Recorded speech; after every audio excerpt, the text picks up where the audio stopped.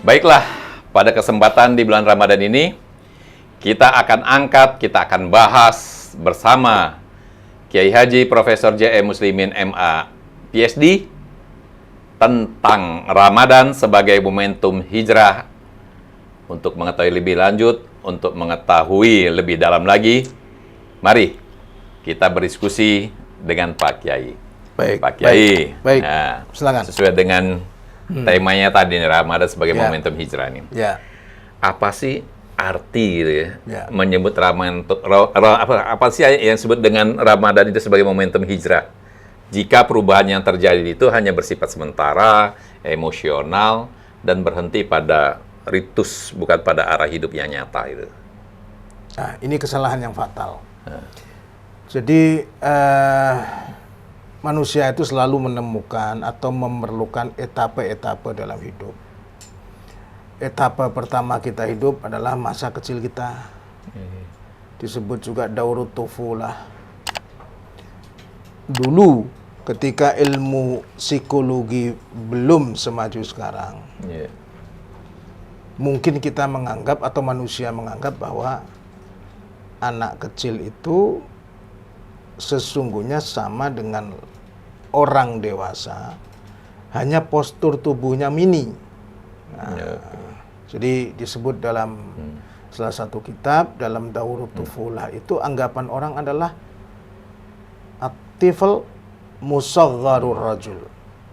Anak walad, anak yang belum balik dewasa itu sebenarnya situasi psikologis dan pikirannya sama dengan orang dewasa, hanya dia masih mini karena bentuknya masih kecil. Nah, anggapan itu seiring dengan kemajuan ilmu pengetahuan salah total. Karena masa-masa itu berbeda, masa childhood itu berbeda sekali dengan masa-masa dewasa. Cara berpikirnya, ya, kemudian imajinasinya, kepolosannya, ya, kecenderungannya, cara dia bergaul dan seterusnya. Nah, ini yang saya sebut sebagai etapa pertama. Etapa kedua adalah daurul murahaqah. Masa di mana orang memasuki usia dewasa. Usia dewasa itu sering identik dengan yang disebut dengan tamyiz, mumayyiz. Orang sudah bisa membedakan mana yang berbahaya, mana yang tidak berbahaya. Bisa membedakan mana hak dan mana kewajiban, ya. Bisa membedakan mana yang baik dan mana yang tidak baik. Nah, itu makanya disebut dengan mumayyiz. Disebut juga dengan sinnur rushd, yaitu usia yang matang yang membuat dia selalu terarah. Nah, karena penuh dengan pertimbangan tadi. Nah, kalau anak kecil kan bisa jadi menyeberang jalan pun dia nggak tahu bahwa jalan itu berbahaya. Nah, harus tengok kiri, tengok kanan. Kan dia nggak tengok kiri, tengok kanan. Hanya karena motivasinya ingin lari-lari, dianggap sebagai permainan. Nah, menyeberang jalan tanpa dia sadari, kemudian dia terbentur dengan mobil misalnya. Nah, ketika kita memasuki daurul murahaqah, masa di mana kita sudah mulai dewasa, maka berubahlah orientasi dan pikiran kita menjadi lebih dewasa. Menjadi punya pertimbangan, menjadi punya kalkulasi, menjadi punya estimasi, kan begitu. Nah, di mana besarnya Pak Martius? Saya besar di Jakarta, Pak. Oh, bukan di Jogja ya? Di Jakarta. Oke. Nah, coba masa kecil dengan sedemikian rupa dinamika romantikanya kan masih teringat. Tapi insya Allah sebagian besar orang di masa kecil itu yang dia ingat adalah hal-hal yang menggembirakan ya. Betul. Nah, hal-hal yang menggembirakan dan bahkan sehari-hari penuh dengan keceriaan dan kegembiraan. Tapi orang begitu memasuki masa dewasa, ada asam, ada getir, ada pahit, lebih warna-warni itu. Nah, di Jakarta juga nih dewasanya ya? Iya. Oh, dulu berarti sering orang main Jakarta. gundu, Pak Rok. Oh, gundu masa itu, kecil. Kelereng itu. Itu pada masa kecil? Iya, masa Ya. kecil itu. Ah. Setelah kita menang, saya lempar tuh gundu biar teman-teman pada ngambil di got itu. Oh, ngerjain kawan, Itu ngerjain senang. kawan ya. Nah, Iya, itu bahagia sekali saat itu. Tapi begitu selesai kuliah, udah mulai mikir tuh, Pak. Pak Kiai masa mulai begitu mikir lagi nih. ya? Mau masa kerja mau di gundu. mana? Nah, Nah, Terus sudah mulai menikah masuk. wanita yang mana yang mau dinikah itu. Betul. Pilihan-pilihan sudah mulai nampak nih ya. Betul. Siapa calonnya, mana calon pekerjaannya, apa profesi yang mau digeluti, kan begitu tuh. Betul. Jadi inilah yang kita sebut etape-etape di mana kita hidup. Baik. Boleh kita mengatakan juga metamorfosa manusia ini sebenarnya. Ya. Bukan hanya metamorfosa kupu-kupu nih. Iya. Kalau kupu-kupu kan dari kepompong sampai dia bisa terbang ya, itu ada metamorfosanya, metamorfosisnya ya. Nah, kita pada dasarnya ada metamorfosis juga. Nah, Ramadan itu sebenarnya ya, sebagian mengatakan itu juga proses metamorfosis manusia. Makanya akhir dari Ramadan jangan lagi berada pada kepompong sebenarnya. Harus seperti kupu-kupu yang bisa terbang. Karena Ramadan itu kepompong. Jadi kalau dia masuk pada kepompong, itu artinya masuk kawah candra di muka, ya, masuk kawah pelatihan dan training. Nah, kira-kira seperti itu. Training spiritual yang intensif dialami langsung dengan kurikulum kehidupan senyatanya. Coba bayangkan, luar biasa itu. Baik, Pak Prof. Nah, mengapa itu hijrah seringkali dipahami sebagai peningkatan moral pribadi, tetapi jarang dipahami sebagai keberanian meninggalkan kenyamanan yang selama ini membentuk identitas kita. Nah, ini dia. Ketergantungan itulah yang membuat kebebasan kita terpasung. Kenapa sih kebebasan kita terpasung? Kita tergantung. Tergantung pada gaji, tergantung kepada pekerjaan, tergantung pada orang, ya. Tergantung bahkan pada nasib-nasib tertentu seperti dalam perjudian, gitu ya. Nah, ini ketergantungan itulah yang kemudian membuat sebagian kebebasan kita itu terpasung karena kita tergantung. Kita ingin memilih sesuatu yang pada dasarnya lebih bebas, tapi karena kita tergantung, ya, akhirnya kebebasan itu dipasung oleh ketergantungan kita. Nah, inilah yang kemudian kita ditantang pada bulan Ramadan. Supaya kenyamanan yang menggantung kita tergantung kepada kenyamanan-kenyamanan tadi, itu kita juga mampu untuk menantangnya menjadi momen perubahan. Nah, dan nggak semua orang mampu untuk merubah dirinya. Kenapa? Karena dibayang-bayangi oleh kenyamanan satu sisi lain kadang-kadang juga tadi dibayang-bayangi oleh hijab penutup bahwa dirinya seperti orang tidak ada celahnya. Itu kan sesuatu yang pada dasarnya malah menutup diri kita untuk proses perbaikan yang lebih progresif gitu. Kalau dia lebih progresif harusnya inward looking. Inward looking itu melihat diri kita sendiri.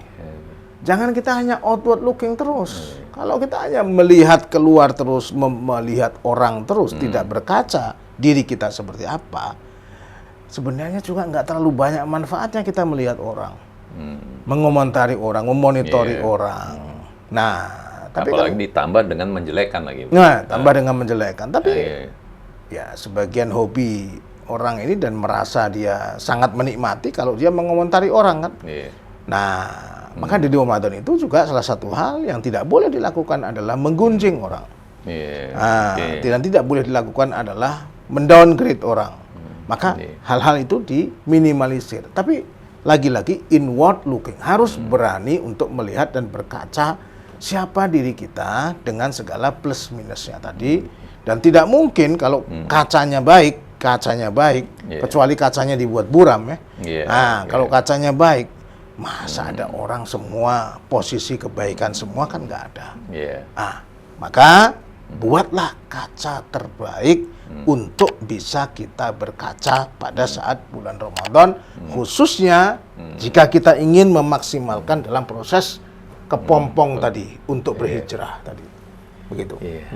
Lalu mengapa hijrah itu sendiri lebih sering dimaknai sebagai perubahan simbolik? Tampilan, bahasa religius, atau gaya hidup. daripada perubahan nilai yang mengarahkan kepada keputusan hidup sehari-hari. Ya. Karena begini, sering orang itu ingin mendapatkan daya terima secara sosiologis, Ya. acceptability. Dia ingin diterima oleh kelompok, dia ingin diterima oleh masyarakat. Nah, boleh jadi selama ini apa yang dia rasakan adalah stigmatisasi. Saya ini udah dicap orang yang tidak pernah sholat. Ya. Saya ini dicap orang yang tidak pernah puasa. Saya ini Yeah. sudah dicap orang yang nggak pernah baca Quran, Yeah. gitu kan.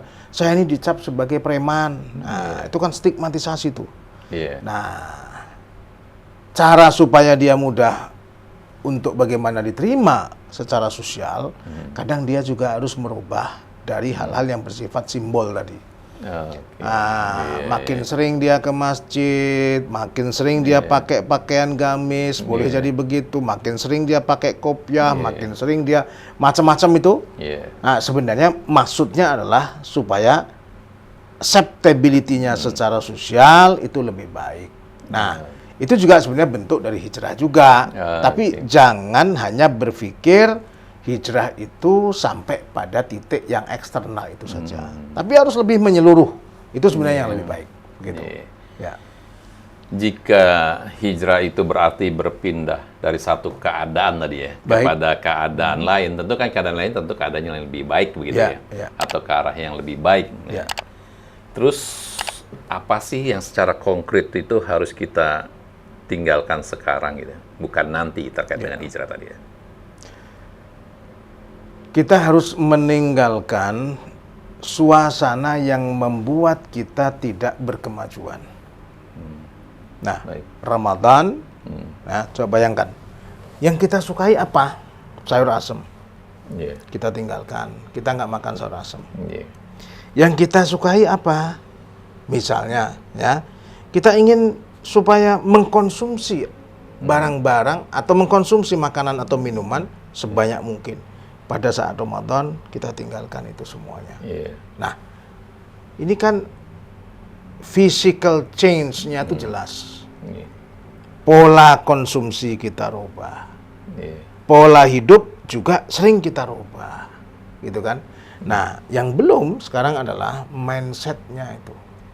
Mentalitinya itu. mentality. Nah, Iya. itu mengikuti nggak dengan perubahan fisik yang sedang terjadi pada saat bulan Ramadan? Iya. Itu pertanyaannya. Kalau Iya. mindset-nya tidak berubah, meskipun physical appearance-nya berubah, ya dia tidak menikmati Ramadan.